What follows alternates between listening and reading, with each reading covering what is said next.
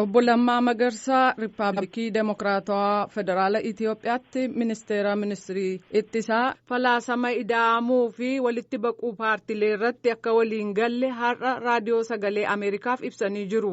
Qabxii irratti mormii dhiyeessan innaa ibsan. Walumaa gala jalqabarraa kaasee waanan ittiin amanne ta'uu koommoo koree hojii raawwachiistuudhaafis hundaafuu bal'inaan ibseen jira. Walitti baquun paartii kanaa sirrii miti. Yoo sirriis ta'e yeroo isaa miti waan jedheetti amanuuf ejjennoodhuma kootiin kana ala of godheetaniin kanani jiru. Maaliif hin ta'u kanani jedhee tokkoffaa nuti hooggantoonni Oromoo sabni Oromoo nu amanee gaaffii gurguddaa Oromoon nu amanee nutti kenneerutu jira. Isinii deebisna jenneenus waadaa gallee fi gaaffii kana ummanni keenya paartii akka biyyaatti amma hundaa'e kanaan itoo hin ta'in ODP'dhaani. Kanaaf gaaffii saba kanaa itoo nu hin deebisiin kana godhuun sirrii miti.